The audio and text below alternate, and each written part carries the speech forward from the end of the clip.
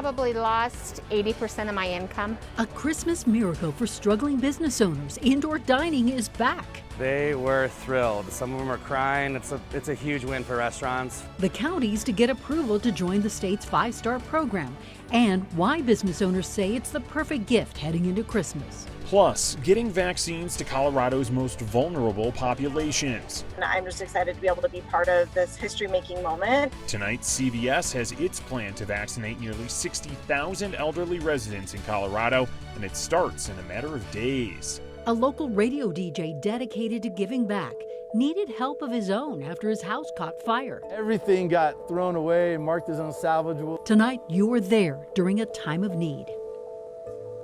Struggling restaurants have been waiting for this moment, the return of indoor dining. Several counties are getting the green light to join the state's 5-star program, and dozens of businesses are allowed to reopen with eased restrictions. Of course, for many, it's too late, but for others, they are grateful this happened just in time for Christmas.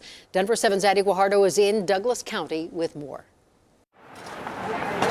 The streets and businesses. Thanks for coming in to see us at Great Divide tonight. Are buzzing with cheer. Christmas came early. I was so excited. The Great Divide Brewery and Roadhouse is one of 18 restaurants in Douglas County given the green light to reopen indoor dining, bringing back jobs. They were thrilled. Some of them are crying. It's a huge win for restaurants. Douglas County, along with Summit, Larimer, and Broomfield counties, have been approved for the state's 5-star state certification program. All 4 counties are currently in level red, but the program allows businesses in those counties to operate one level below, in these cases, level orange, easing restrictions and allowing indoor dining at a 25% capacity and increasing capacity at gyms. Our tables are spread 10 feet apart. We're, contact tracing. We're making sure everybody's wearing masks, everybody's healthy, we're safe. Let me go ahead and take care of that for you. Carrie Weston-C estimates her income dropped 80% with just outdoor dining. The business declined because people didn't want to sit out there when it was 21 degrees and 18 degrees. Carrie's husband was furloughed, making her the sole breadwinner. And with a cut in tips and hours, it meant scaling back on expenses. We reduced our grocery bill, turning down electric lights, things like that. And not using the vehicles have saved us gas money as well. But today, she's not only feeling the warmth, she's feeling hope. I can see things definitely picking up. Douglas is calling their plan the COVID Best Practices Business Certification Program. Businesses must apply, pass an inspection, and follow a list of guidelines. More than 100 businesses in Douglas County are waiting to be certified. We're turning a corner. We've said it's a marathon, not a sprint. Even at a 25% capacity, I think that will help a lot of us. In Douglas County, Addie Guajardo, Denver7.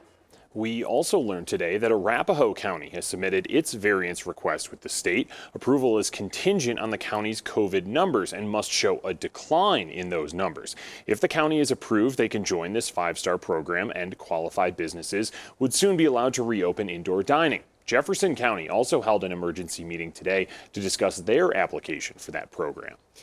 Tonight, the fate of the COVID relief package that took Congress months to negotiate is still in limbo, and those stimulus checks for millions of families are at risk. President Trump is now calling the bill a disgrace, still demanding more than double the amount for those stimulus checks. The president's own Treasury Secretary said those checks could arrive as soon as next week, but that may not happen. The bill still hasn't been signed, nor has the president officially vetoed it. Now, Democrats had initially called for more money for the stimulus checks, but Republicans pushed back against that higher amount. So now all eyes are on Senate Majority Leader Mitch McConnell, and it's unclear what his next move is. We also can't lose sight of those federal unemployment benefits and the nationwide eviction moratorium. Both are set to expire in a matter of days, and extensions for both were part of this relief package. As we head into the Christmas holiday, here is the good news on Colorado's coronavirus front. For the first time since late October, our 7-day positivity rate has dipped below 7%. The goal is to get that number under 5%. Tonight, there are 1,300 or so hospital beds in use either by someone with a confirmed case or a suspected case of the virus. On this day last month, on November 23rd, we had more than 1,700 hospital beds in use, so that number is trending in the right direction. And coronavirus vaccines will start to make their way into long-term care facilities this coming Monday here in Colorado. CVS announced today that their program is officially underway, and pharmacists will be going into some 115 skilled nursing facilities and close to 250 assisted living facilities. And the goal is to get nearly 60,000 of our most vulnerable Coloradans vaccinated by the end of January. They will all be receiving Pfizer vaccine.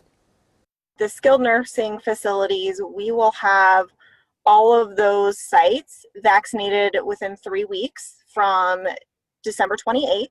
And then the assisted living facilities will start here in Colorado on January 4th. And again, all of those will be vaccinated within 3 weeks. The CDC says more than 1 million people in the U.S. have already been vaccinated in just the last 10 days since the vaccine arrived in the U.S. We also learned today that Pfizer will be supplying the U.S. with an additional 100 million doses of the COVID-19 vaccine. This is under a new agreement. The drug maker expects to deliver all of those doses by the end of July. Pfizer already has a contract with the government to supply 100 million doses of vaccine. Boulder County wants to build a massive compost facility in Longmont. It's part of the county's zero waste goals. But neighbors say it's not as green as it sounds and reached out to contact Denver7 for help. These are sketches of what the compost processing facility would look like. It's being proposed on open space land near, that is east rather, of Highway 287 and south of Highway 52. Neighbors say the county is rushing the process and are looking to bring in more than just food scraps. We're talking animal and potentially human waste. They're concerned about the smell, groundwater contamination, and increased traffic. I would say the lack of transparency is very troubling. And clearly, if this was a good project for us, for the residents, it would be talked about more openly. But after Contact Denver7 reached out, the county has now put that project on hold. They say they plan to re-examine it next year and determine if they need to find a new location. A local radio host is continuing his generous tradition of giving cars to those in need, despite being in need himself. Last month, Steve Mead, or Willie B, as you may know him from KBPI, lost his home in a fire. Through Denver7 Gives, we raised thousands in his name. As our Gary Brode tells us, it's money Mead selflessly is putting back into the community. A Christmas gift these families will never forget. I never expected anything like this, ever. Shanae Woodall's family is the first to receive a free car. Wait till you get in, fired up, and drive it. But not the last. This year we were able to give away 33, 34 cars. All thanks to Steve Mead. 1079 KBPI. You likely know him as Willie B. Yes, indeed. Willie B's Garage. A KBPI radio host for the last 3 decades. I don't know if there's a lot you can give somebody, and it changed their world so drastically in a day. This thing just took over. Last month, it was Mead's world that drastically changed. It's gonna be 5-6 months without a home. My kid's gonna miss. Just realized they're gonna miss Christmas here. Mead, his wife, and their 2 young children will spend this Christmas in an Airbnb, while their Parker home is being fixed. I can't wait to make it a home again. Until then, Mead remains focused on giving his kids the best Christmas he can, despite the setbacks. Everything got thrown away and marked as unsalvageable. You might need some toys for Christmas. While still giving hope to strangers. This is such a big blessing. With your help, he's able to do both. In total, we raised $5,000 through the Denver7 Gives Fund. In typical Willie B fashion, his first thought was helping others. So almost every car I got this year needed batteries, and I figure if you guys didn't mind, taking care of the batteries for me, that would be, a big burden off my back. A $3,000 bill that would have come out of Mead's own pocket. So you guys, graciously took that up for me, and I can't thank you enough. It means a lot. There's every one of these vehicles we're giving away has a new battery courtesy of you guys, and I'm sure that means something to them too. The rest of your donations will help Mead replace many of the items the fire took from his family. Man, that's humbling. Yeah, absolutely, give me a hug. In Inglewood. It makes you feel like things you're doing in life are in the right direction, at least. Gary Brode, Denver7. Your generosity never ceases to amaze us. Well, today, Aurora Police teamed up with Second Chance Bicycle to donate a handful of bikes to kids in need in our community. The local nonprofit has already gifted around 600 bikes so far this holiday season. Aurora Police say right now, with kids cooped up inside, some of them just need a little extra cheer, and a new bike is the perfect way to do that. The reward is, even though we have masks on, is seeing the great big smile. Whether there's a mask on or not, you can see the face of the child light up when they get presented with a bike. And that's the reward, and that's why we do it. If you have an old bike, you can donate it to Second Chance Bikes. They fix them up and give them back to those who need it. And it's not just kids either, but also local veterans. We're excited for Christmas this year. The gift of giving. 'Tis the season, and so many of you are opening up your wallets to help those in need this holiday season. It's awesome that everybody has stepped up. Tonight, Denver7 Gives is surprising a local nonprofit.